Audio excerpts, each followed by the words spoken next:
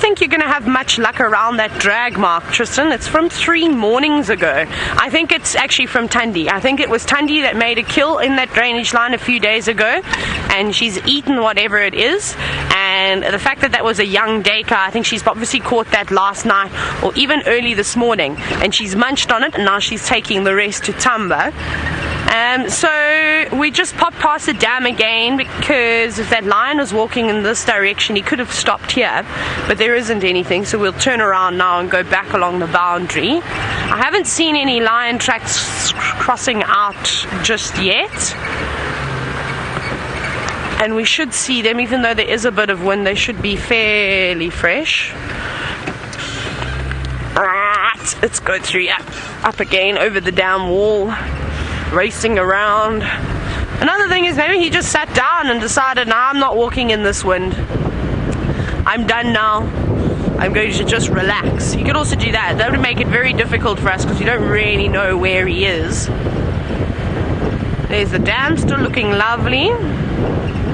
Just check through here. There's lots of big animal pathways. Again, we always talk about this area being quite sort of dense, and lots of tambuti trees, lots of quarries, knob thorns, buffalo thorn. So I feel like the animals would tend to mainly use the animal pathways and the roads, rather than just sort of walking straight through the grass and, you know, risking getting stuck on a thorn tree. It's not necessarily nice. Lions don't like that, especially when you've got a big mane. You definitely are at risk, and I know what it's like to get a piece of knob thorn or buffalo thorn in my hair. It's not very easy to sort of detach yourself from something like that.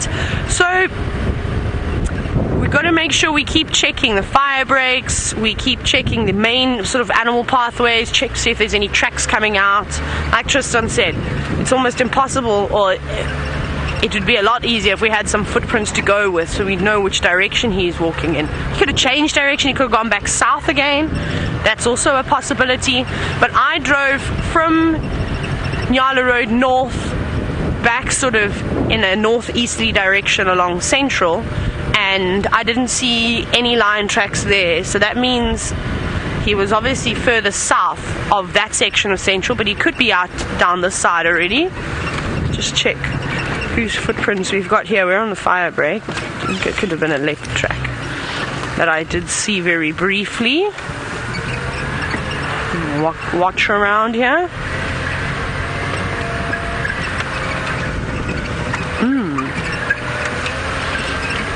Now, Ahmed, welcome. Apparently you are one of our new viewers, so congratulations, and hopefully you continue watching the show and become addicted like the rest of the world.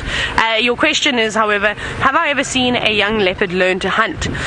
Well, we've watched many times Shongile, Hosana, Votumi, Tamba, all trying to catch terrapins and squirrels, so I suppose yes, I have. And I have yet to see, though, Tundi, Tamba or Hosana actually make a kill other than catching terrapins. So I look forward to that day, though, and it'll be quite exciting, because they have been taking down bigger prey. Well, specifically Hosana and Shongile, they don't have anybody to rely on and to catch them food anymore. They've got to do it all by themselves, but they have coped so well. I am so impressed. Seb, what do you think? Do you think we need to go down Hyena Road, or do you think we must go along the boundary?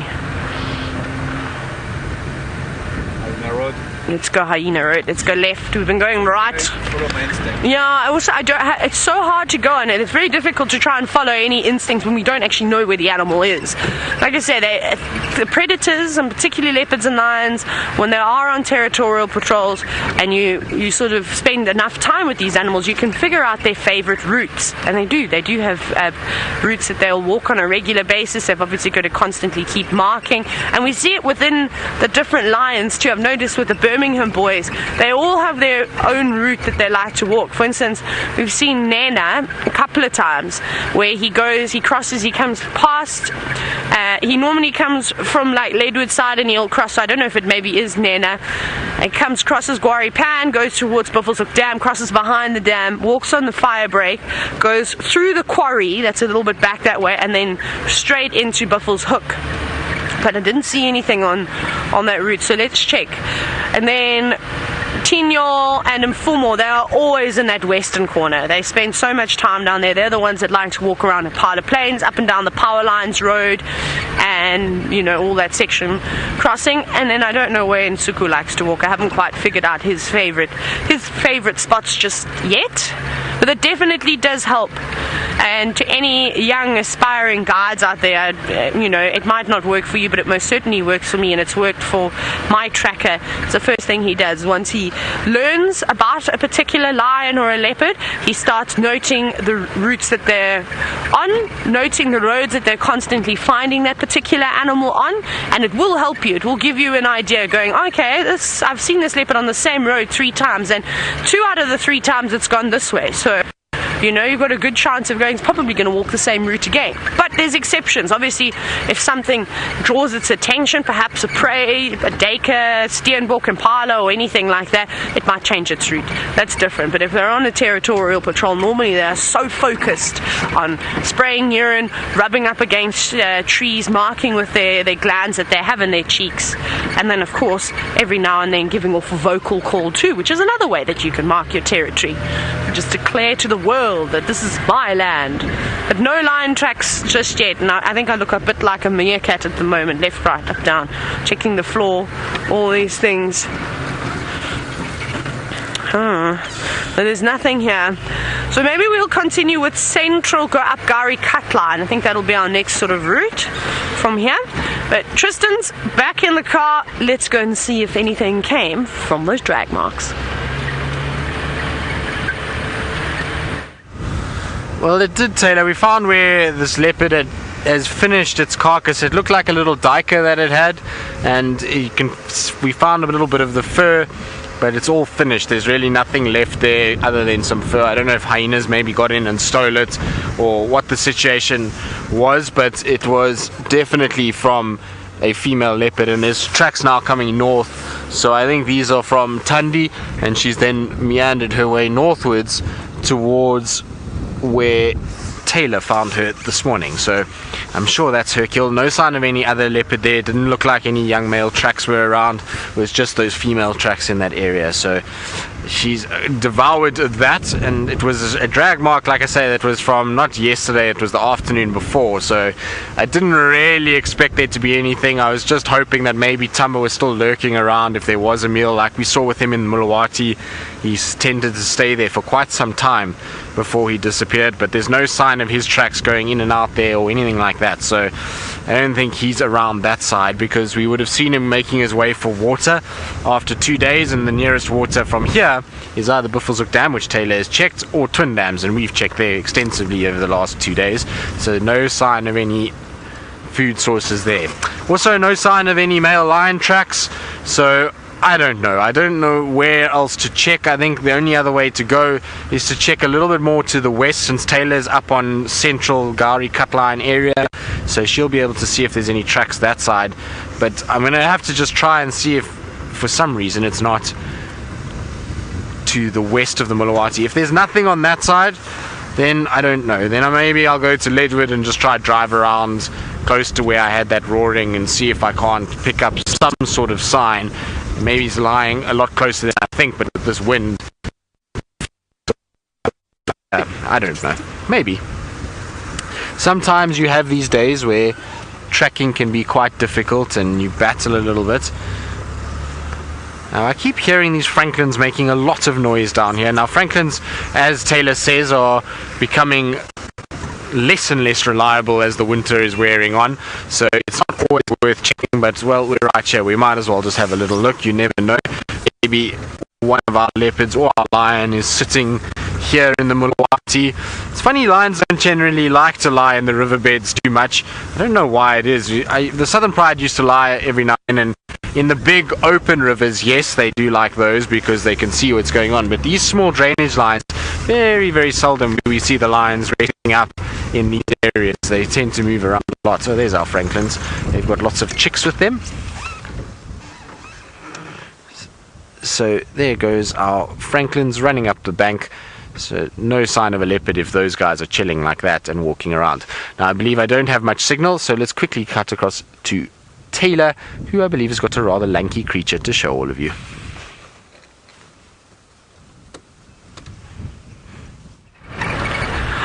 We've actually just bypassed them. I think it's the same ones that you had. There was a couple of them just tucked away in the distance. We're going to carry on. I'm quite intrigued about this lion now, and I have got to be in my bonnet about it, because why have we not seen... Let me just hold on to my hat as we go through here. Why have we not seen any footprints? I don't understand. So I think maybe he's either avoiding all the roads, which the lions love to do. It's like their favorite game to play with us. We'll just call Marco, and then we're shouting Polo. We're still waiting for him to respond to that, but he hasn't shouted Marco again. So I don't know if Tristan drove Battalier Road, but I'm just coming on Central again now. Let's see what tracks we've got here. I'm just going to have a quick squiz. So many tracks, hyena tracks. Are there any big male lion footprints here? There are no big male lion footprints here. So then I don't really want to go up Gari Cutline. Not even a little bit. No. Just quadruple check here. Lots of activity from a variety of animals from last night.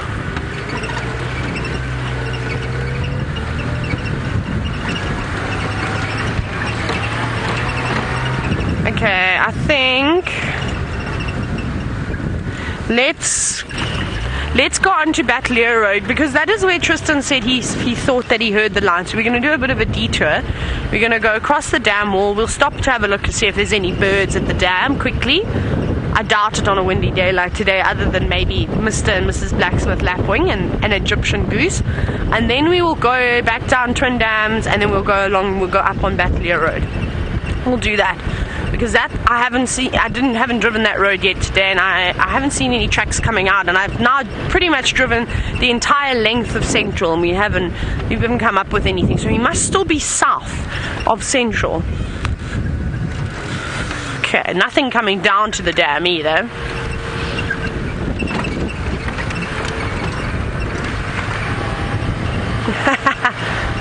Now, David, you've said, this is quite a cool question actually, if I could pick any animal to help me track, which one would it be? I'll stop and have a look at the dam while I talk to you. There's, again, turtle doves and a go-away bird and some blacksmith lapwings. That's really all that's going on at the moment. It's fairly quiet. So my answer to your question would be an eagle of some sort. I'm going to go the Battalier eagle, because they like to fly a little bit lower than, say, something like a vulture normally flies. And I would get them to check from the air, because in winter it would be quite easy to spot things walking on the animal pathways. That's the blacksmith lapwing that we're looking at now, eating some insects. And I think it would be a great help. They'd be able to spot things in trees, be able to see things walking on animal pathways, and I can follow the tracks on foot. Well, that would be in the ideal situation. Those yellow walls and the fences and those random things sticking up into the sky. This is Vuyatela Lodge that we're looking at on Djuma. All through there. Housekeeping, sweeping the decks now, preparing for the return of the guests. Isn't that nice? All the rooms, and then those are lightning rods, because we have thatched rooms here, and we do have some serious lightning. And well, I can't tell you how quickly fires start with the thatch, but that's all that's really going on at the dam at the moment. Nobody's alarming. No one's saying there's a lion, sadly. Okay, let's carry on. Let's do what we said. We'll go Twin Dams, and then we'll go up Battalier Road. I think that'll be our best bet. And then if we don't get successful, we don't pick up any tracks, then we might just move out and we'll stop looking for animals, and then maybe they'll just pop up in front of us. I just want to check here. I thought I saw something, but I think it was a baboon footprint from yesterday. But they've got such big feet, and if it's a distorted track, it can really look like a lion or a leopard track. No, I don't think it was. Maybe it was just a really old baboon track. But because it's so cool this morning, this lion could be on the move. Like I said, it could have just changed direction, but it is quite difficult.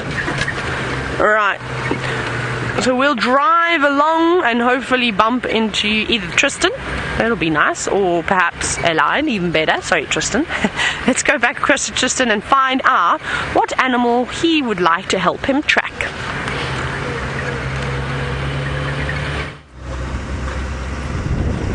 Well, I think for me I would probably employ the services of an elephant. I think elephants would be really good ones. They've got an incredible sense of smell, and so you never know, maybe they pick up the scent of everything and they're able to follow like that. They also can negotiate all kinds of different terrain. They can go across rivers and all those things. So I think elephant would be the one that I would employ to help me with a tracking process. Any problem with ellies is they're not very stealthy, so if it's not a if it's a shy animal, maybe it will run away from our elephant. Sorry, excuse me, I seem to have a frog in the throat, so to speak. I don't know what's happened there, but anyway, let's see now where we're going to go from here. I have no idea where else to check. I've driven Mamba, I've driven Batalia, I've driven Nyala Road south, I've driven Twin Dams, I'm now on Weaver's Nest again. I'm just going to check Treehouse Dam just because you never know. Maybe my hearing is all out and my direction was wrong, but it just doesn't sound like this particular area is very far west of where we are.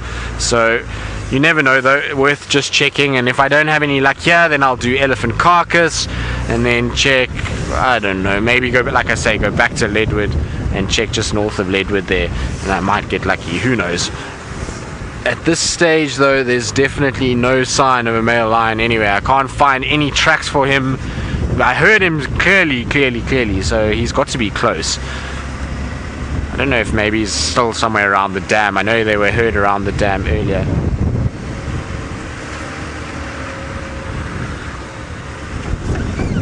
But it's definitely very cold today as well. Alex, you're wondering what animal we see most often? Toss up between impalas and squirrels. Those are the two that we see a lot of. In terms of sheer numbers, impalas, but in terms of frequency of sightings, squirrels and impalas pretty much together. Those are the two that we see the most of. They're pretty much all over the place, both of them. That's really about it. I mean, we do see a lot of duiker and steenbok, and we even luckily have been seeing a lot of zebra and wildebeest, but yeah, that's those animals not nearly as frequently as the impala or the squirrels. I'm just checking quickly on Treehouse. I see there's lots of tracks for elephants around here, so I think they must have come last night because it's close to where I had them last night. There's a waterbuck busy meandering away from Treehouse Dam as we speak at the moment. There it goes, just walking slowly but surely away from the dam itself. So I don't think any sign of a predator, given that there is a waterbuck. There's lots of impalas in the distance as well, so I think it's all quite quiet in this general vicinity at the moment. You can see there the young male waterbuck are walking away from us. Slightly larger one at the back and then a younger one in front, which is quite common to see. You do see bachelor groupings fairly regularly with these guys. They'll, as they get kicked out of the herds, will join together and just form a sort of union, and that's all for safety in numbers. So it's just to make sure that they keep other predators at bay. Oh, there's a very big guy in the background there. You can see, look at the size of his horns in comparison to the others. Massive set of horns on him. I'm surprised he's with the boys. I would have thought that he would have been rather with the females. You can see how that younger male gives way immediately when it sees an individual of that size. I wonder if these two are going to square off. The one on the left has definitely got the biggest set of horns. Look, you see he's displaying, so he's saying, you back off, this is my territory. Let's see if they're going to clash horns. No, bit of sniffing. Oh, and the guy with the bigger horns has run off. That's strange. You generally find that they'll try and kind of go after each other and try and sort of clash horns. Let's try and see if we can just go forward and have a look. No, the other one has run off quite far now, so we're not going to see a clash of these guys. When they do clash, it's quite something. They often go at each other really quite viciously, and you can often hear the clashes and almost feel it when they hit each other. They're big, bulky animals, and it must be a serious amount of force that is exerted between these guys as they go. But this wind is absolutely horrible. I thought we had gotten rid of it during the week, but it seems just in time for the weekend once again to come back. It is icy cold and it's howling. It's not very pleasant at all. I think we're going to have a difficult few days game viewing wise. It's not going to be easy to find a lot of our animals as they try and hide from this wind. It's very unpleasant. Lots of dust in the air as well. Right, Senzo, let's leave Treehouse Dam to itself. It's nothing here that we are looking for exactly. Anna Marie, wondering if there's any news on the wild dogs that we saw yesterday and where they went. Anna Marie, no, unfortunately not. The last we heard is that they went into Torchwood. From there they weren't found again. Nobody's managed to kind of pick up tracks that I know of. I haven't heard from anyone, but I haven't gotten any updates that they were seen. So I think unfortunately they disappeared, which is not uncommon for that pack of three. They just run all over the place. It makes it really very difficult to keep up with them. What have we got here?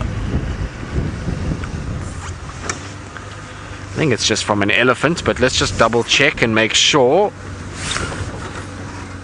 Yes, just from an Ellie, so that's fine. Ellies often drag their trunk, and it can look very similar to that drag mark that we saw earlier. So it's always worth just having another look. Now Taylor is also still helping me out with this lion. She's in similar areas to where I've been checking all morning, and let's see if she's had any more luck in the cold, windy morning. I think I might abandon you in a minute, Tristan. I haven't seen anything on this line, and it's so difficult, like you say. We don't actually know where to check. And I suspect that you've already driven back Lear Road because there are fresh tracks here. But I've just gone over it again, not necessarily looking for tracks, but just seeing if we can maybe spot a lion sleeping in the bush. It's quite dense here. I don't know. I think, like I said, I think I'm going to leave after we do Battley Road. I think we're going to go back south. Maybe we'll go on to Chitwa and have a scratch down that side, seeing as though I think you're still heading to the west. Again, I'm not sure. See, it's difficult. Tristan and I keep missing each other. Obviously, when there's only two of us, we can't physically communicate with one another. I suppose I could pick up the radio now, but that would be rude because then I'd be ignoring you, wouldn't it? So I try and play broken telephone between Tristan and Final Control, but sometimes it proves to be quite difficult. So we'll keep going around here. Yeah, I think we'll probably take Drakensberg Road. We'll go down that way and then maybe jump onto Leadwood and then head out and then go towards Chitwa. It's impossible to try and guess. My grass is really long here. There hasn't been much that has grazed this down either. So even if a big male lion with his big beautiful mane was sitting in this long golden grass, it would be hard to spot him. No, nothing here. Impala tracks everywhere.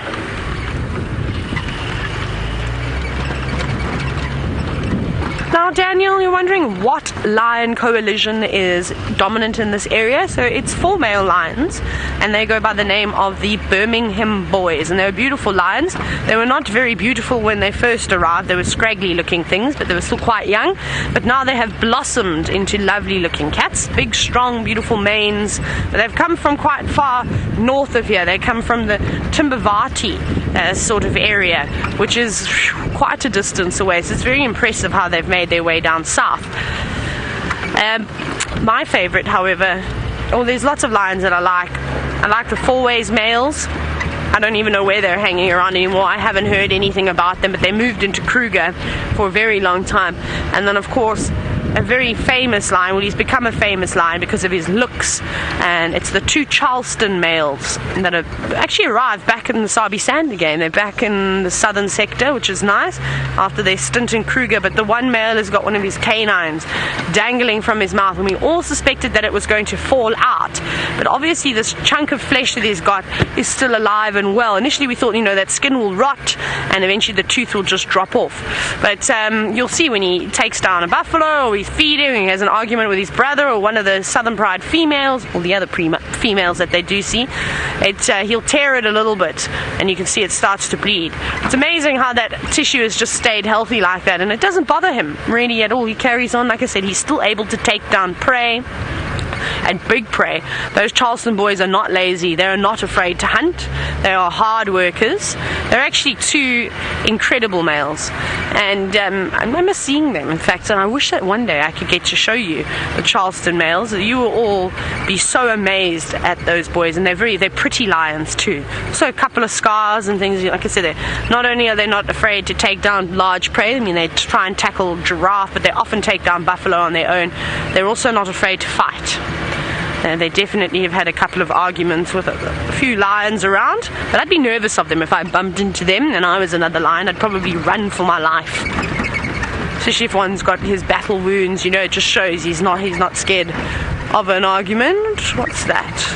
That looks like a termite mound or roots. Does not look like a lion. No, it's not a lion. There's a little bird party here. Some chugras, drongos. Oh, let me see if I can try and get... No, the drongos are flying away. And there's a little chugra on the buffalo thorn. I don't know if it's still there. No, it's still there just on the bottom. Oh, and that's not a chugra though. That's just dived into the grass. It looks like there was something there. No, they're all gone now. You can still hear the drongos, but they're too far above us, unfortunately, to be able to see them. But the rest of the birds have now hopped away. Oh, there's the chugra. We're going to land. Always landing just out of view, aren't they? There's another one in there. Actually, Seb, if you go back into that same... You can hear the testiculars. There's a couple hopping around. If you zoom straight in where you are, you see there's something hopping to the left of the screen. I think it's just hopped out of frame now. No, it's gone. There was a chugra, and there are testiculars hanging around. Oh, there it is. Who have we got there, though? I think it's this... There. That's not the... That is just a little testicular hair. Just preening itself. But there are lots of little birds around here, and you can see why it is so difficult to spot them. I mean, they blend into the color of the leaves and of course the bark. They're not very brightly colored, sort of tawny flanks, and which is often, you see the coloration, those gray sort of light browns are so typical with a little brown job. So it's not just the tawny flank prinias or the testiculars, but there are so many other birds too.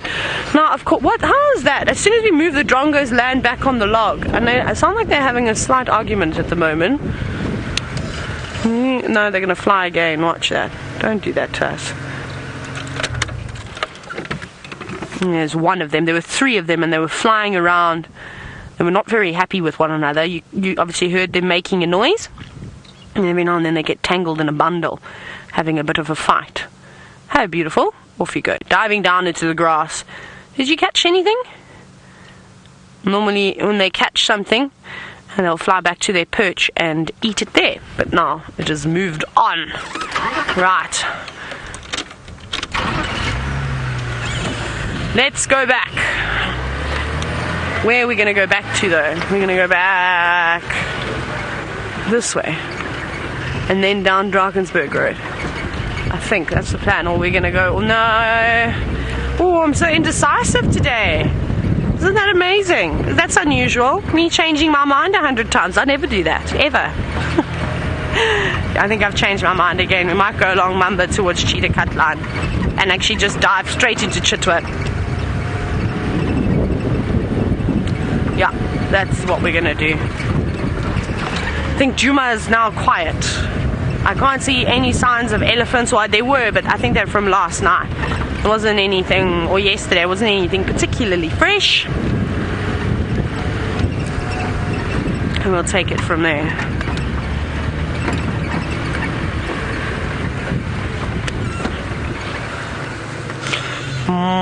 Hyena tracks, some monkey tracks. Now, David, I'm enjoying all your questions this morning, so thank you for them. You're wondering, what area would I like to see added to Safari Life? So you're obviously talking about the Traverse. Well, I'm trying to think now. Anywhere in the south would be nice. It would be nice to have some river frontage. But the only thing though is that those lodges down there are so busy. And I don't like to only sit in a sighting for 10 minutes. I cannot lose my mind. I get angry. I get frustrated and annoyed, especially if it's with a leopard or a lion or a cheetah or something like that. So there are a lot of cars, and when you are guiding guests, obviously, and you're working in a lodge environment, it's so tough because everybody wants to see a leopard. Everybody wants to see a lion, and you know, you have to try and be courteous. And for us, what we do at Safari Live is we spend lots of time with the animals. You've seen it. We spend hours and hours and hours. And the Northern Sands is nowhere near, well, this particular area that we're driving on is nowhere near as busy as it is in the south. When you go to the west, same thing happens. You just have cars everywhere. You go a little bit, you know, yeah, so it's a bit of a nightmare. So I don't know what property I would want. It would have to be an area where there's not going to be a lot of pressure. Where we can drive, where there's possibilities of seeing lots of leopards. Like I said, I'd love to have river frontage, because that just brings a whole new perspective. It would be quite cool. New birds, get to see more crocodiles, hippos, start seeing the buffalo again, all these things, lots of elephants. I don't actually know. So Daniel, I have no idea what property I would like to see, but anything from south of us down to the Sand or the Sabi River would be amazing. That would be really cool. And some places with nice views. So I miss the big granite rocks, the big boulders that they have down south. They're so spectacular. So I miss that. I miss seeing the euphorbia trees and the big fig trees again. That all comes with river frontage. I'd be quite happy with any of that. The north is quite cool though. I mean, it's definitely proven itself. I always say to you how I came with a lot of arrogance coming up to the north, going, I'm never going to see as many animals as I saw down south. Well, my opinion has changed, and the north has definitely humbled me. Yes, there are lots of leopards, and there are a lot more animals down south, but up here I've had some unbelievable sightings, and all to myself as well, which is pretty amazing too. That to me is what's even more special. Sometimes you'll sit with a leopard, like we had that whole leopard sighting to ourselves. Now I promise you right now, if we were in the southern sands, there would have been cars like vultures on a fresh carcass in winter. You wouldn't stand a chance.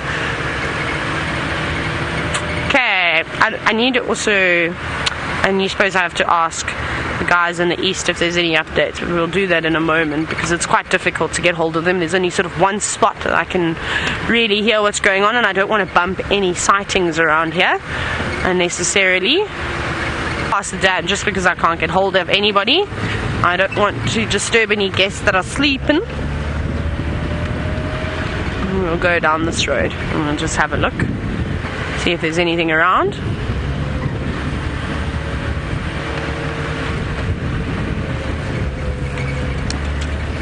Don't know if we're really going to see too many elephants out in the open in this weather. I'll be surprised if we do.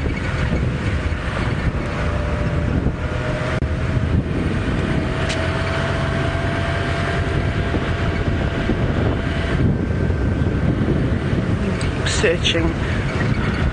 Doesn't look like there's much on the airstrip either. We've got a little bit of a view. It's quite open. I think everything's going to be tucked away now. Now, Carsten from Denmark, you're inquiring about the wind and if we sort of have wind in this area at this time of the year. Yeah, typically August, September is fairly windy, up here especially. Normally we don't have any wind at all. It's really pleasant. The weather is, it has to be the best weather in the country. Honestly, in this northeastern corner, it's always warm. It's unusual to get cold days. We only have serious wind on a regular basis for 2 months of the year, and the rest of the time it's just every now and then sort of it's only rains for a few months and then the rain disappears and it's beautiful clear skies. We've got two Waterbuck. We're gonna have a fight. Oh, hang on, we've got two really big Waterbuck bulls that look like they might be having an argument. Now this can be very impressive. Whether it's going to be a real fight, we're going to have to wait and see, but I've told you all many times, you don't mess with a Waterbuck bull. They've got exceptionally big horns, they have very sharp tips, and when they do fight, they mean business. And they're big boys as well, so I don't think they necessarily are just sparring. Let's see. I'm sure these are the same fellas that we see resting up in this open area on a regular basis. They always hang around water, and that's Chitwa Dam in the background. No, well, they've left each other. But one could easily kill the other. It's not an uncommon sight to see a Waterbuck fight end with one of the contenders not making it out, sadly, or being severely injured. But I don't think today is the day, because they've now sort of gone in different directions, and they don't seem to be too bothered now. Okay, well, that would have been amazing to see a Waterbuck fight. That would have been really cool.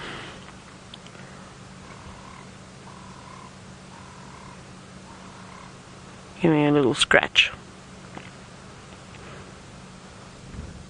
You're very peaceful now. You're happy that you didn't get yourself into an argument. See, even go. So not only can those horns cause death to another waterbuck, but you can also use them to scratch on your rump. Quite nice.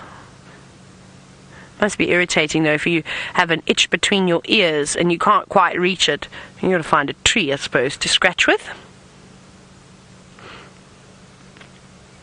And off he goes again. Okay, well, I don't think anything more is going to develop from that. I don't think those waterbuck will turn and have a go at each other again. They've now gone completely different direction. Even a turtle dove is singing now happily that there wasn't a fight. Okay, let's carry on. Bye, waterbuck. So we'll keep driving around and hopefully we'll bump into something interesting. I'm going to send you across to Tristan and see if you find that lion.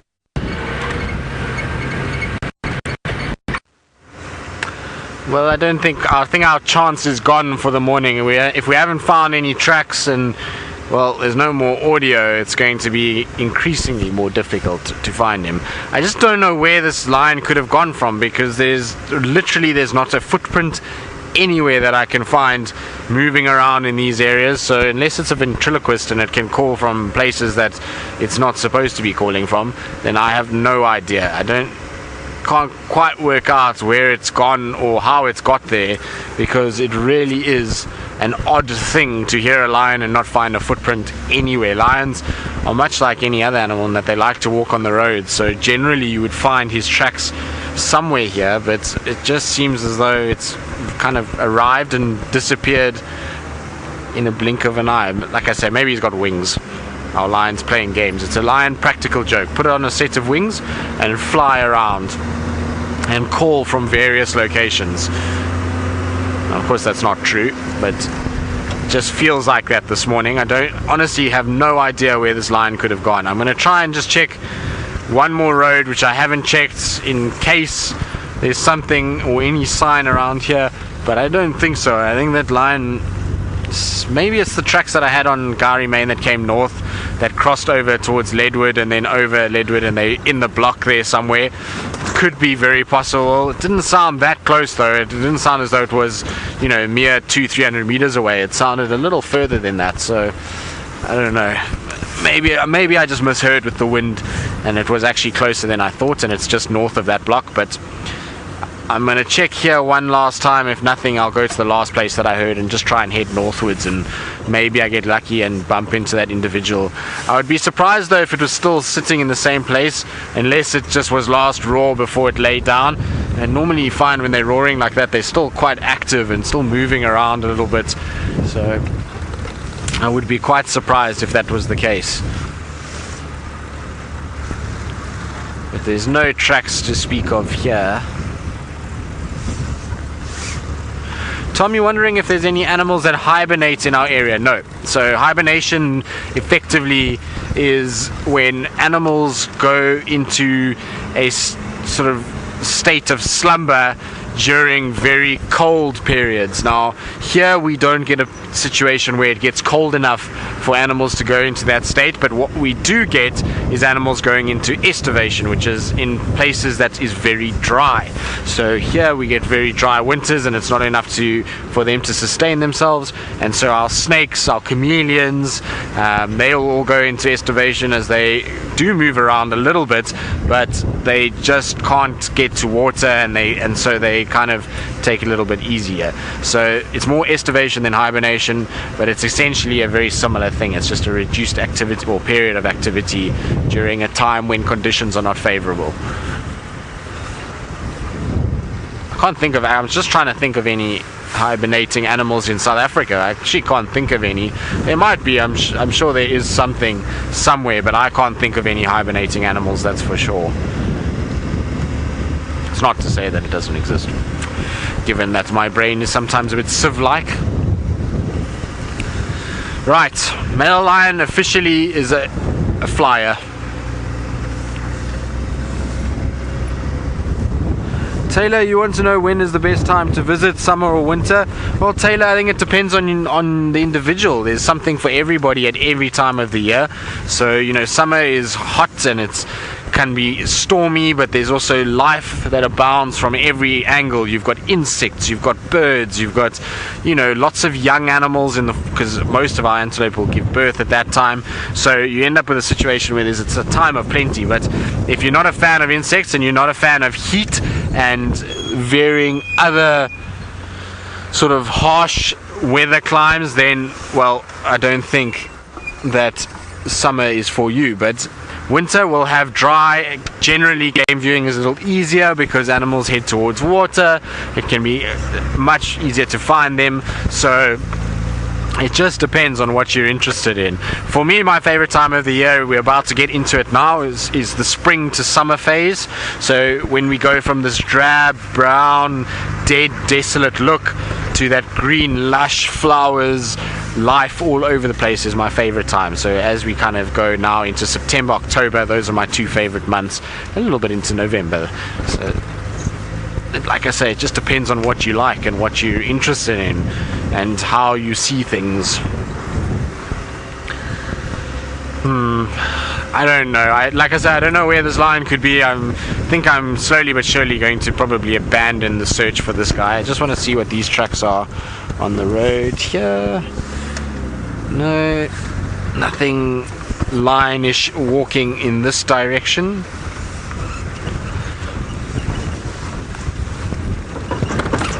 There is a hyena that walked here, but not any lion. Lions. Can be such an amazing thing because you get so amped up and you get so excited to try and find them when they call like that. But then when you can't find any sign, it's almost as though you think you've gone crazy, in that there was this call of an animal and you know that it must have made a noise somewhere close by and it must be here.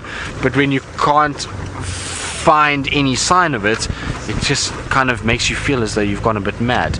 Anyway, I know it's here somewhere, and we'll, even though I say we'll give up, we'll still continue to kind of roughly look around for it. And while we do that, let's go back to Taylor and see if she's got any interesting things around Chitwa. I'm sure she's enjoying exploring that side of the world.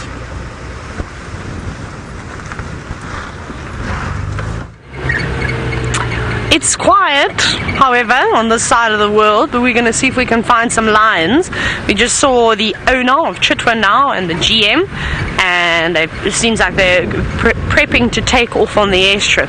And I just said, rather you than me, because in a small aircraft on a windy day like today, and you'll just be doing this the entire time, we'll be flying like a battalier basically, I would get sick. I would get so airsick. I remember flying in and out of camp in Zambia all the time. The owners had a little Cessna. Oh no, I loved it. It was so cool to see Zambia from the air, of course, and flying over the national park and the Great Zambezi River was very cool. My goodness, my stomach did not handle it very well though. Many times I sat there with a brown paper bag and trying to watch the horizon going, please don't get sick. And then a gust of wind would come and it would feel like my stomach was going to jump out of my throat. It was so terrible. So I even got nauseous looking at that plane and thinking what it's going to do. So I'm just trying to think what we're going to quickly do here. Apparently the sticks, obviously I heard on the radio earlier this morning that the sticks were moving around in the far east, and then Steph just said to me now that the sticks were on the airstrip, and then he said he thinks they go down towards the dam and move in this direction. But there's not one person in the east though, because I've tried calling a number of different times. I'm actually just not getting a response, so I presume everybody's either in the north or in the west. And obviously there's lots of lodges south of us, we just don't have their radio channels. So I don't know what's going on in the west, because I know that the Ngahuma Pride is in Buffelshoek. They have been found. All 5 lionesses are there. The new cubs are not there though, but the older cubs are, well, sub-adults. All the sub-adults are now there. So the Styx Pride, I will just do a quick little look here until we pick up on some tracks. They could have also gone further west. Maybe that's what's happened, is that everything is just hanging around on Little Gowrie, around those, and then further to Mambili, Arathusa. Maybe they've gone that way. We'll just look though. Stop here. No. And I wonder what happened to Hosanna from yesterday as well. I wonder where he went. Let's go around this way. I think I can go around here. Whee! I went exploring the other day on Chitwa, and I drove a cool spot. Now I think Tristan sort of helped me and said, you know, try to explain the boundary to me, but it's so confusing. And I think I could come around this way. We just need to go back through a dip and around and come up on the other side of the dam, because there's nice drainage lines in here, and if it's a windy day, if I was a lion, I'd probably be tucked away in there somewhere. I don't know if...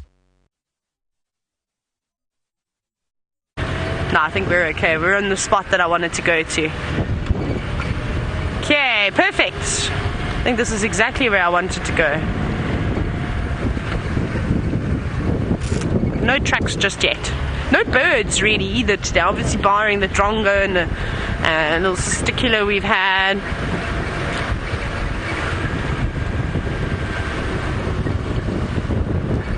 Lauren, Illinois, you're wondering if I've been to the vulture's nest to see the chick. I have not. I haven't been there, and we're quite far away, unfortunately. So I don't know when I'll get a chance to go past there. I'm sure I'll try and pop past before I go and leave.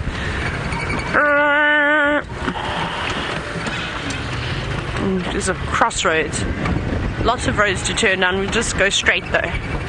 We won't go exploring and get ourselves into trouble. Oh, I can on the east.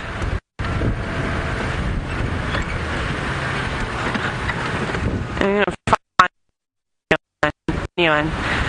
Can anyone in the east copy me? Probably just me that they can't hear with the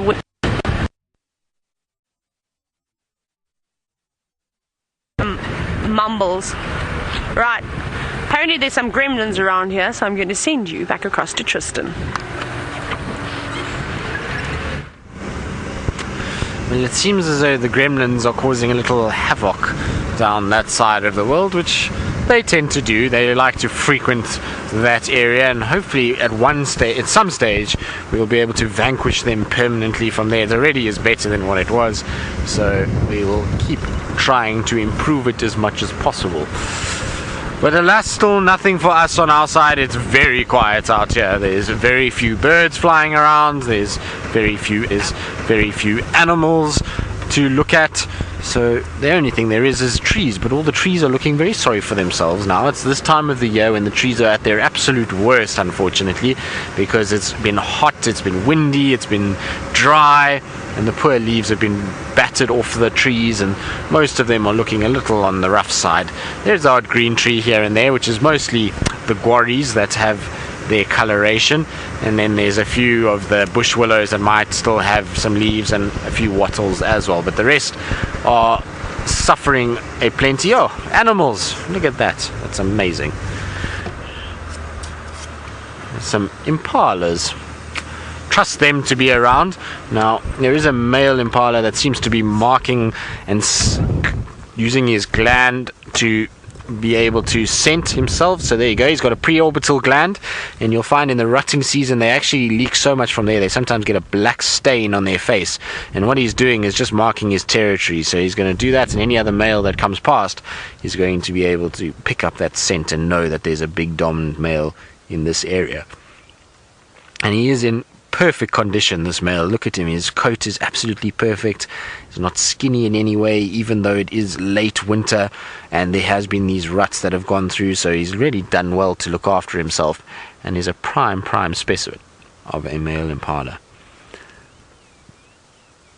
Now the thing is that if we're seeing impalas like this, there's no chance that our male lion is in this area. Also, I know that he wouldn't be here because this is miles away from where we were. We're doing just big loops around. I'm just trying to find some sort of sign of where he came from, but at this stage, nothing that I can see. So I don't know where our male lion is or what's happening with him. But it's still nice to see our impalas. They're always such a beautiful species, and they do brighten up one's day.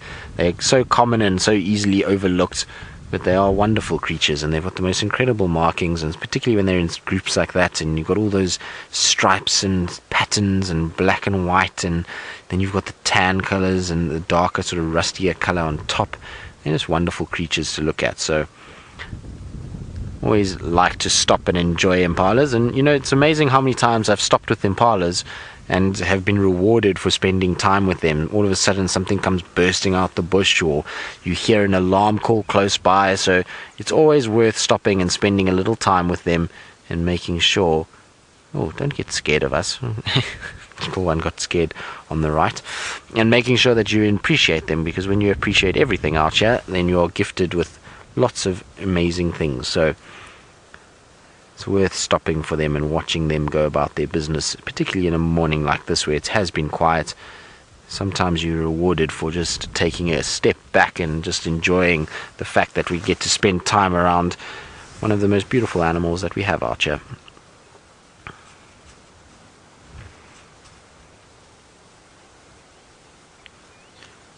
It's a problem that we often have, is that as guides we get so focused on other things and bigger animals that it's sometimes good just to actually think about it for a second and really appreciate the fact that where we are in this world, and being able to drive around in places like this is a very special thing, and there is so much more to than just the big animals. It's always nice to see the big animals, but there is so much more to it, so nice just to take a bit of a step back.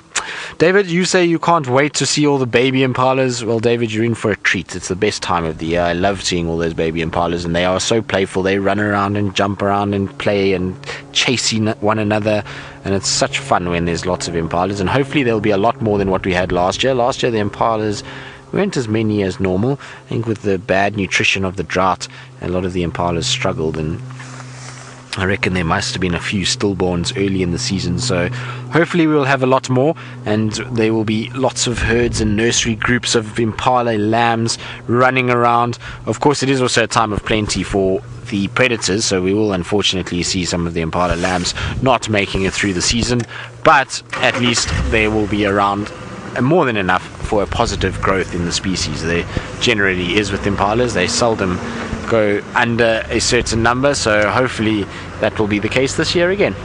But thank you, impalas, that was beautiful. Lovely to see you as always. And here's all the boys hanging out on the fringes. They don't want to be caught with the girls. Are you going to stay still for us? No, you're not. That male that just got up and moved away from us, he actually had a few scars on his face from when he's fighting, and you can see this male here as well.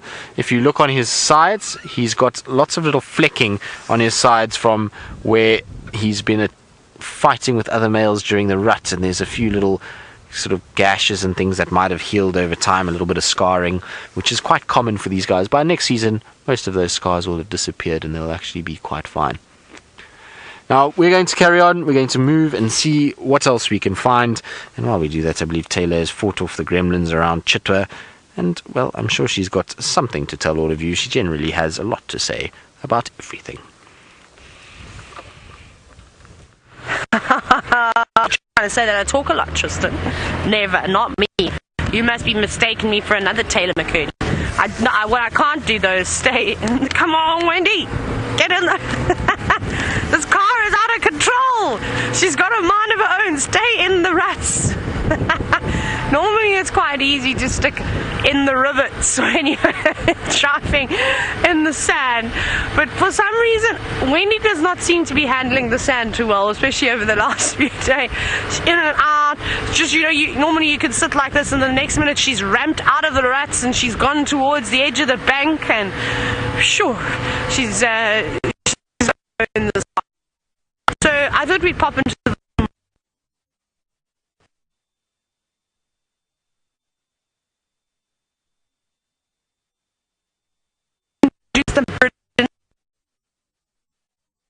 You're gonna find a cat that's perhaps moved into here. Oh no, the gremlins. Sorry about that, everybody. Let's quickly go back to Tristan and I'll try and zip through this gremlin spot.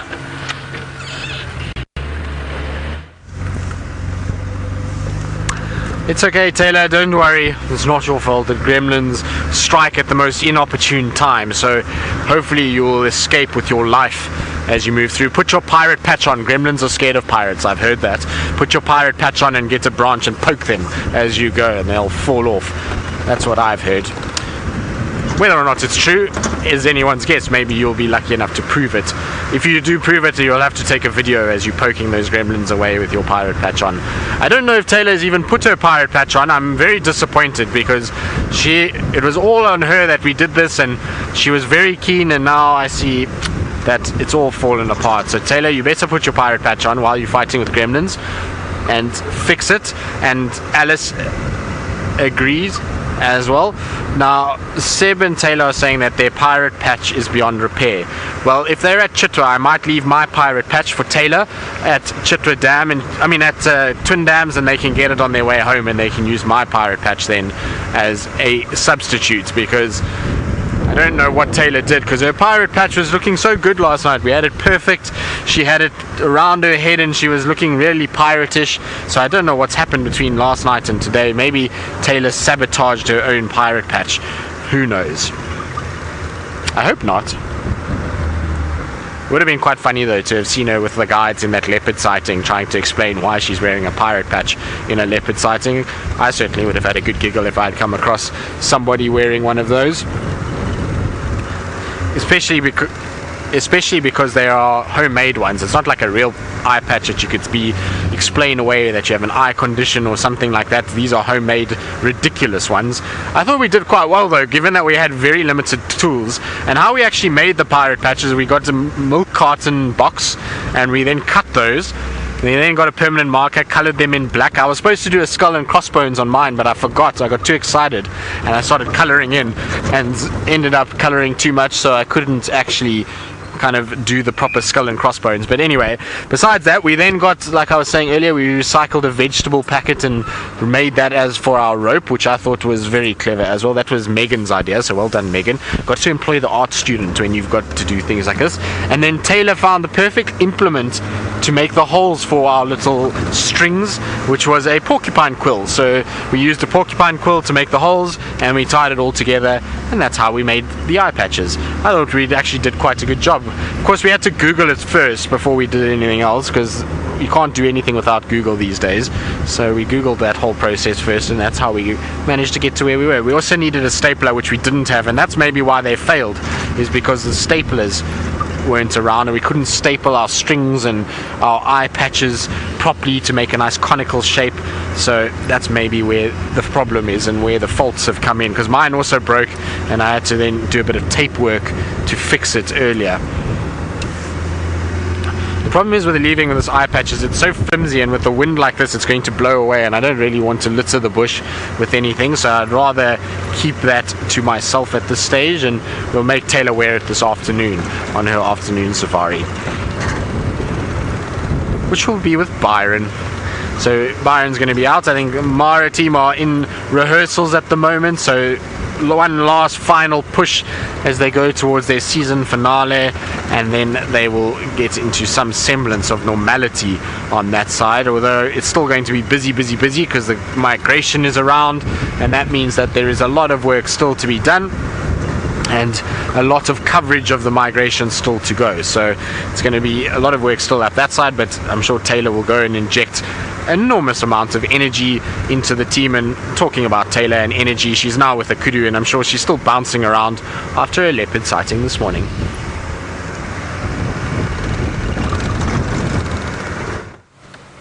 It's worn off now, but I'm very excited though, because that was quite cool.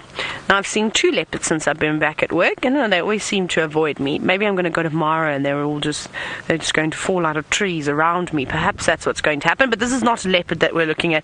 We're looking at a family of kudu who are very clever by standing in and amongst the wari trees on the edge of the mulwati. They're in the sun. It's a good spot to be. Now this cow, her coat doesn't look very nice. You can see, I don't know if she's maybe molting, or if it's because it's a bit of mange, or what's going on her hair there, but it doesn't look too great compared to the young male that's just walking out. He's got a lovely coat. He doesn't seem to be affected by whatever that cow, whatever conditions she sort of had. I don't know why we're battling so many gremlins today. They're very rude. I'm going to have to get the big stick out again. Oh, that's a good question. Now, Mrs. Zero, you're wondering what the lifespan of a gremlin is. Now, of course, it's actually quite a tough question to answer. We're still busy developing a book about them, and obviously the gremlins, like the animals, their behavior changes from area to area. So it's a tough one, but I'd say in the Sabi sand, of course, I can only talk about the gremlins in the Sabi sand. They're fairly short-lived. They're almost like insects, I suppose, so not a particularly long lifespan. They mate and they lay lots and lots of little gremlin eggs everywhere, and that's why you find them along the drainage lines, of course. They prefer to lay their eggs on guarri trees, apparently, and they hatch relatively quickly too. There's no wasting time on development, and then they just jump on as many cars and bushwalk backpacks, on hot air balloons, and Kenya, of course, they do all these different things.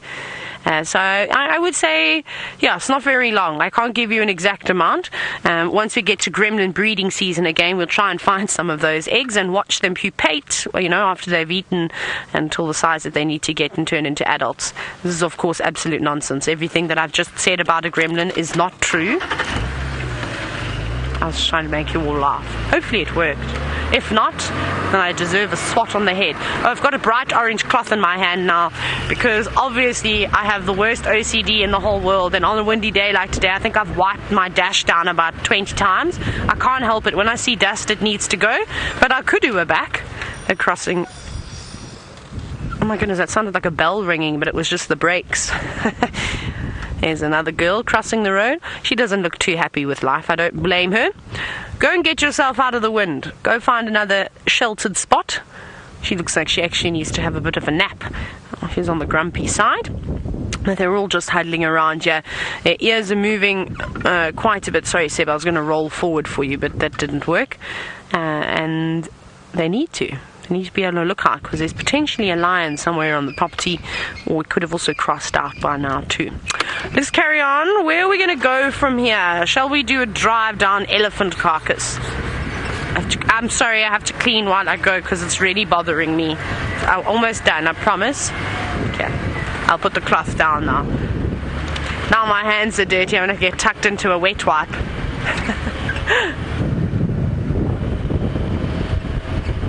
Alex, you're wondering if there's any interesting natural structures around here? Termite mounds are pretty cool.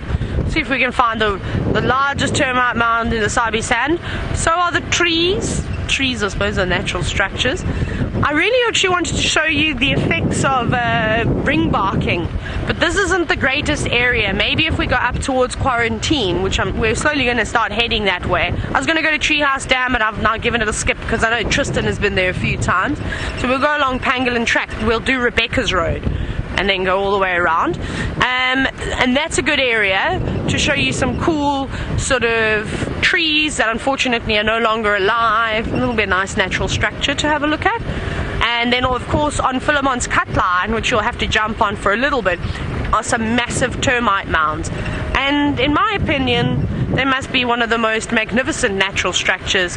Not necessarily impressive on the outside, although some of them get really tall with beautiful chimneys, but if you're able to sit, and in summer you can see down those chimneys, it's unbelievable. And if you have watched, the various animal channels, or channels that do documentaries or show documentaries. So you would have seen at one point there was a documentary done, I think it was in Mexico, where they filled an entire, I don't know if it was a termite mound or an anthill, but fairly similar, with concrete, and it was just amazing how deep it went into the ground, how wide it actually was, and you see all those sort of tunnel systems going through all those chambers. Incredible, absolutely incredible. Oh, and I forgot to tell you, some of you may remember this, so this is all just random things that are popping into my head. Remember that one day when I drove around for about 15 minutes trying to find the num-num, the Cariciba spinosa tree, and I couldn't find it, and then I got distracted because I found a southern boba. Oh, Franklin crossing. Sorry, birds. They ran across the road. I managed to find the one that I was looking for too. It was actually right under my eyes. It wasn't far off the road at all, but it's been engulfed by another tree, and obviously when I was looking for it at the time, the leaves were still green, the grass was even still green, and so I couldn't see it, but I've spotted it, so we'll show you this afternoon. I'll take you there. I'm just a little bit too far away now. And I think Rebecca's Road could be a goodie to drive on, in fact. Maybe there's going to be a little elephant hiding away in that drainage system. It's nice around there, lots of nice lush green vegetation. It is quite a big broad drainage system that runs all the way just south of Quarantine, which is those massive clearings behind camp, and they sort of run around and almost go all the way towards Triple M. It's really quite nice. So we'll go have a little squiz around there.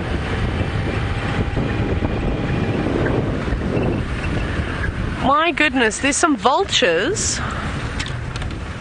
It's going to be really tough to see them, but there's 1, 2, I'm just going to count them quickly, 1, 2, 3, 4, 5, 6, 7 that I can see. You can probably just see little spots in the sky flying about. There's 1, there's 2. This is going to be a difficult day for them to catch thermals. Look how slowly they're going to. So they're using the wind today, not flapping as much as what they normally do, and I'm sure vultures, they enjoy this because they're big birds, and it's obviously quite difficult for them to fly about, and they must use a lot of energy when they're flying around. Bless you. Oh, was that a sneeze, or were you just, was your, can't film them. I said bless you to say because I wasn't sure what he was talking about. It's very difficult, unfortunately. They're in such an awkward position, and what's basically happening is that they're flying into the wind, so they're not really going anywhere at all. They're just very slowly moving, but they looks like they're starting to catch a thermal. I'll just describe to you what's happening. I definitely seen white-backed vultures, and I think there's a couple of hooded here too. They're just starting to circle now, getting higher and higher, so I think they've found a spot that they'll be able to travel quite high. It's nice to see the vultures again. Very briefly though, little specks in the sky. That's what they look like to me as well. So don't feel sad that you've missed out on anything. I heard Tristan start his car. He's not far from me. I heard the sound of Rusty revving. Apparently he was doing some bundu bashing. Let's go find out where he is.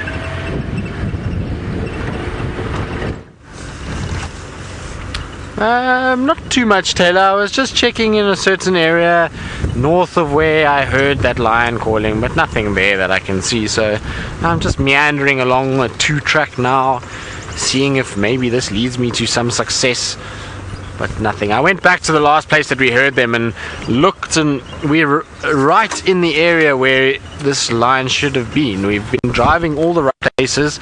I kind of thought maybe misheard, but it's definitely around this section. So the thing is, he could be lying in the middle of a block. We know there was tracks that came from Gowrie main side, so that's maybe where he's gone, and I might have just driven over them on Leadwood, and that's where I've missed exactly where he is. But to my ear and to my mind, where we are now is roughly the right place, so somewhere in this general vicinity, but without a footprint and actually following those tracks. I've ruined it for all of us by doing so, unfortunately, so I'm sorry about that, guys.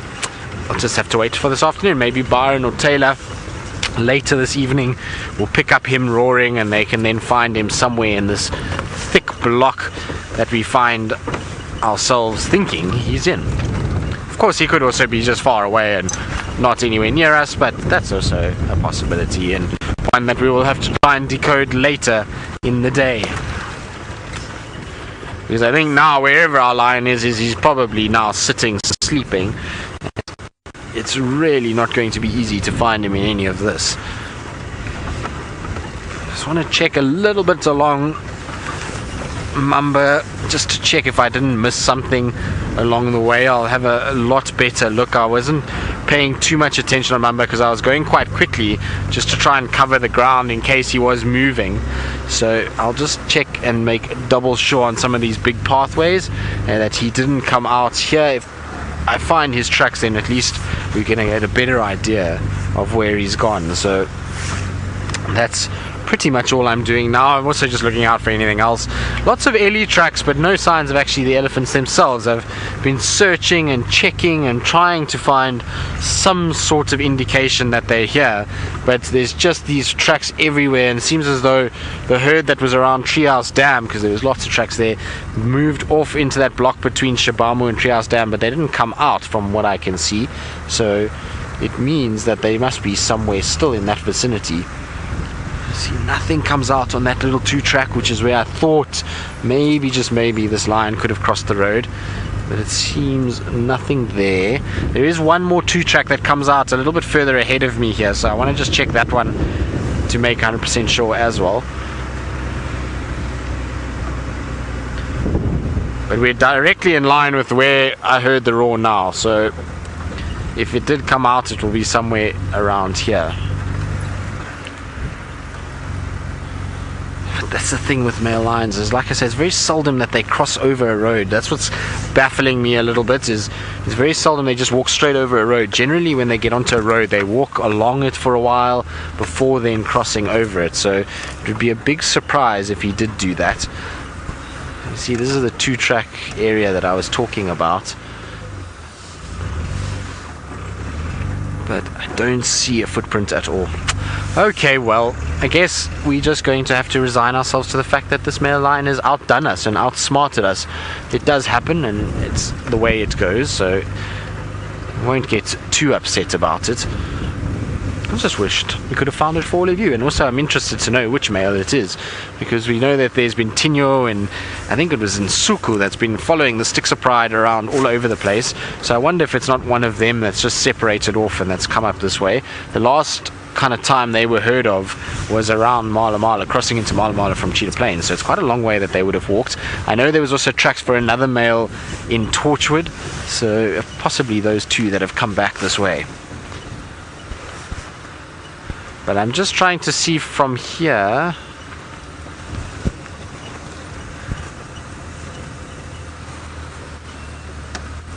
Elizabeth, you say thank you for combing the area so carefully.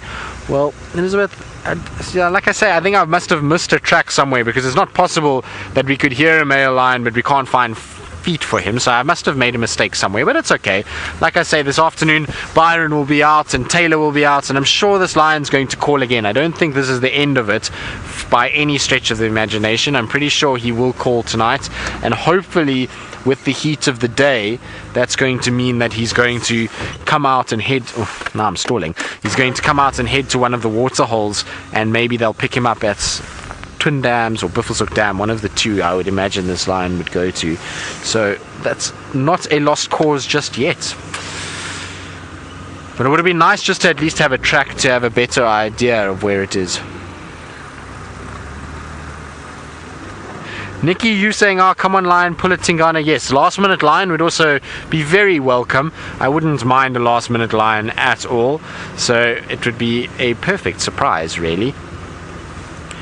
Okay, let's just check. Here's another big pathway, and it's very rocky here, so it's possible that he could have crossed in this area. No, I don't see any tracks. I'm trying to look down towards where we kind of were on Leadwood when we heard this, but it seems to be more that direction, so I don't think, maybe this lion is lying right here somewhere and we're just driving around it in circles. Let's take this 2-track again one more time and check. You never know, maybe I get lucky. So this 2-track runs all the way along the drainage section on the northern side of Leadwood, so it might be that he's moved around in this particular vicinity and maybe pops out somewhere here. So it's worth checking. Oh, look at that, a little tiny baby Nyala. It's minute. It's just gone hiding behind its mom. Hopefully when mom comes past, there comes mom. Now hopefully the little one will come bounding out as well as it tries to catch up. But it is tiny. Probably only just born in the last few days. Look at that. Look how small it is. Is that not so cute? That is no more than a few days old, I would say. It's walking okay, but it is seriously small. Hello, little one. Welcome to the world. A little bit wobbly. So I would say definitely no more than 2-3 days old. Just given how small it is and how slender it is. And that's a wonderful thing to see. How cool, man. So there we go.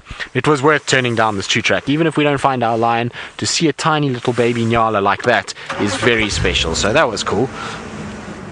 Now, hopefully it will stay safe. That if there's lions and leopards lurking about, I need to have its wits about it already in life and make sure that it checks around and makes sure that it doesn't get eaten. Now, we're going to carry on, like I say, on my 2-track, and I'm going to hope for the best. I don't think I'm going to find anything, but you never know. And so while we do this, let's go back to Miss McCurdy and see whether or not she's bumped into any more cats this morning.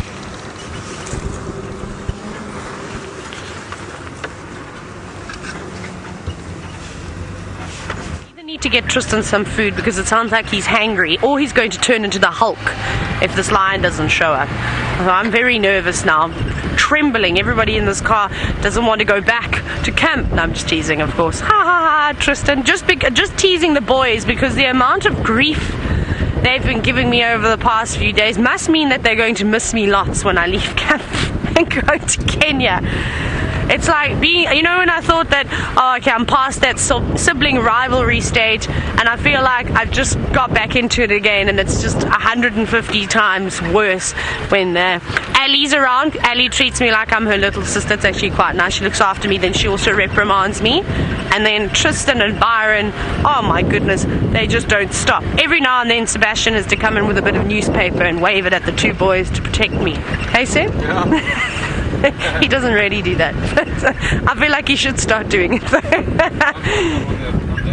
I know, yeah, then Seb also joins in and everyone just gangs up on me, and then I'm just, oh, damsel in distress. No, that's obviously not the case. I normally then look to Megan and Alice for help as well.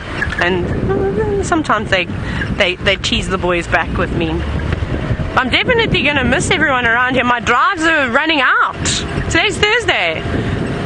So tomorrow is my last day, because I won't be here on Saturday afternoon for the show, and we don't have one in the morning because it's the last TV show, of course, of the migration series, and so don't forget to watch that.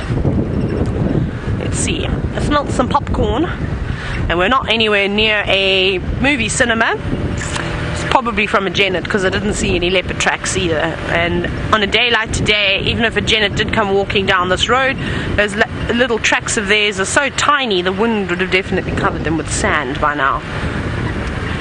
So we're searching. No birds, no food parties, and there are normally lots around here. Not today though. You can't have it all, I'm afraid, when you come out on safari. We have to put up with these quiet, frustrating drives. It's just one of those things. Nature is kind to us most of the time. We're quite lucky. I'm just angry because I'm not going to get a guarri fruit before I go. That's what I'm really frustrated about. Never mind lions not showing up. I've been talking up and raving about guarri trees for I have absolutely, I know ever since I've started working here, you've had to hear it all the time. And I've told you how much I love the fruit and how I'm looking forward to it. Nothing. Not even a skerrick on those trees yet. I would have considered to even eat an unripe berry just to say that I've eaten a guarri this year. Maybe there'll be a few, maybe Tristan will have to, when they eventually ripen, he'll have to collect me a few and try and preserve them. Maybe he can make some dried ones and I'll eat them when I get back. I don't think they would taste very nice. It'd be like raisins with a big seed in the middle. Maybe they'd look like little cranberries, or shriveled up, those dried cranberries. That's actually exactly what I think a guarri fruit would look like if it was dried. Not even any roads on our power line road. That's unusual.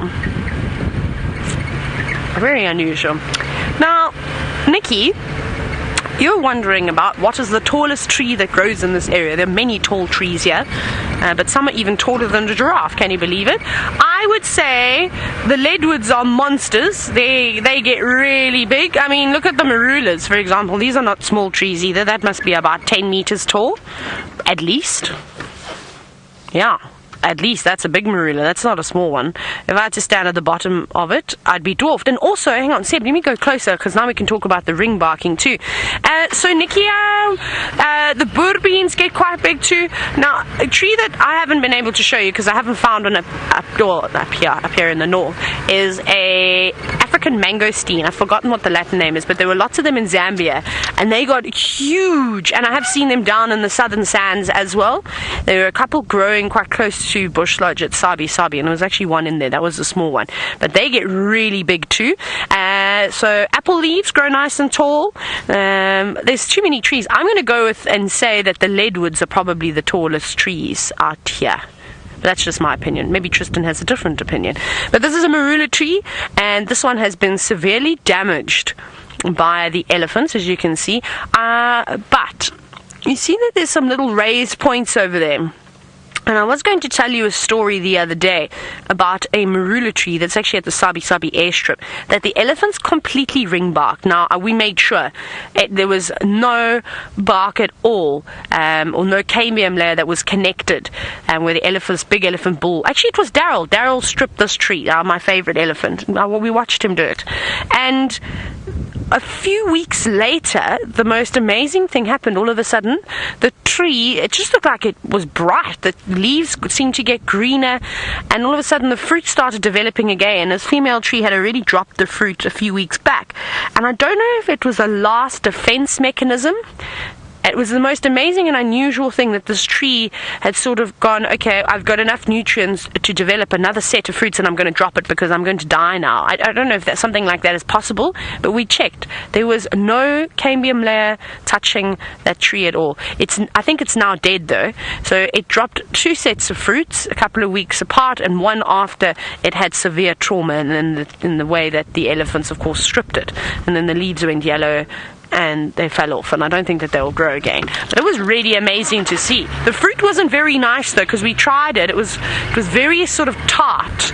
It didn't get sweet normally. Well, a marula fruit is interesting. It's sort of sweet and sour, but these ones were really, even though they'd gone ripened on the floor and they were yellow, they tasted like if you'd actually pulled the fruit from the tree and bit it into it. Normally, the fruit isn't ripe when it's in the tree. It ripens down on the ground. But it wasn't very nice at all. But I just found that it was such an interesting sort of thing. I think I might even have photos or a video of it, because I was so fascinated. So if I dig on my phone, maybe I'll try and do that today if I get some time to scroll all the way down to more than a year ago, maybe almost 2 years ago.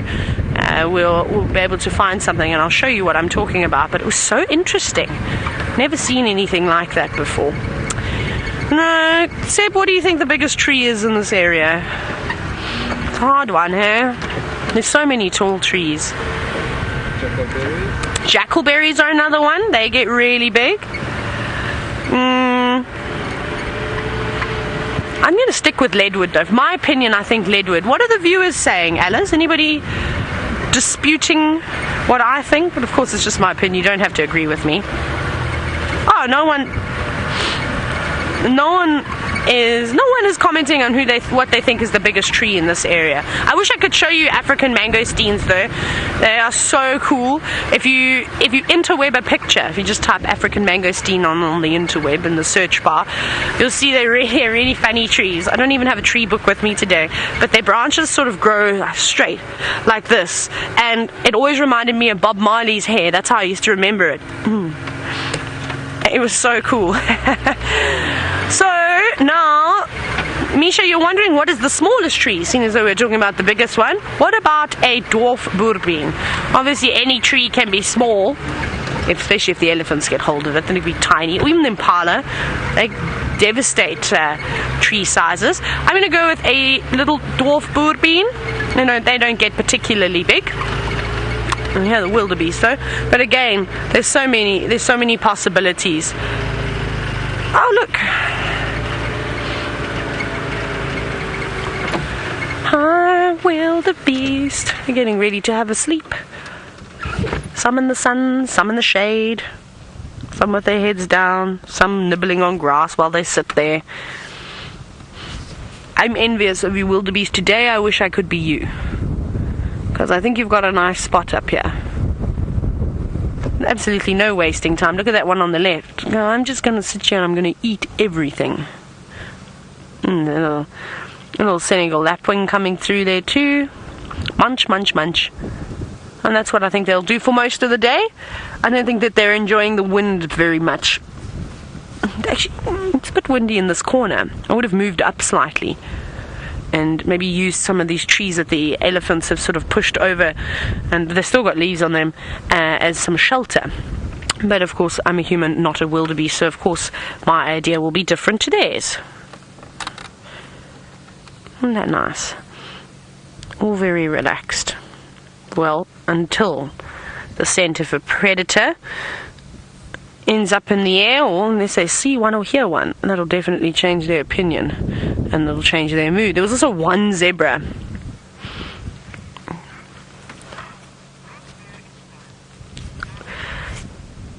Alex, you're wondering what is the best male out there? No? I don't know if I heard that correct. Did you say male out here? Male? Like as in a male animal? Can I have that again? Sorry, Alice, I don't think I heard that question correctly. Oh, smell. You see? What is the best smell in the wild? There we go, Alex. Sorry, not male. The best smell has to be the jasmine. The wild jasmine. It is so beautiful. Also, any of the white flowers out here smell delicious. So do the flowers of the Kruger by Spinoza. They do the same thing. What a lovely day it's been. I've got my orange cloth again. I was wiping. I really just cannot help myself, unfortunately. But it's been a pretty cool day today. Obviously a very quick but a beautiful sighting of Thandi. And I'm sure you're all smiling knowing that she's had a little meal and she's going to take the scraps across to Tumba. So our young friend will have something delicious to eat as well. Not as I said, they're going to eat that. He's probably finished it already, knowing Tumba. Greedy guts as well as Hosanna. They're all greedy guts, though. Any young male animal, and actually any young animal in general, just needs to eat as much as it can eat. Seeing a few different birds this morning, spoke about a couple of plants. Pretty spectacular, I'd say. And then, of course, what a nice way to end the drive off with our dear friends, the wildebeest. I have to say, the most stable character we have at the Sabi Sand at the moment, especially in the north. Everybody else disappearing or not hanging around for too long. So let's give thanks to the wildebeest. And of course, the wildebeest providing amazing sightings in Kenya too, which I'll hopefully, well, I am going to go and see very shortly. But thank you, everybody. And we hope that you see you this afternoon again for the Sunset Safari. We'll catch you later.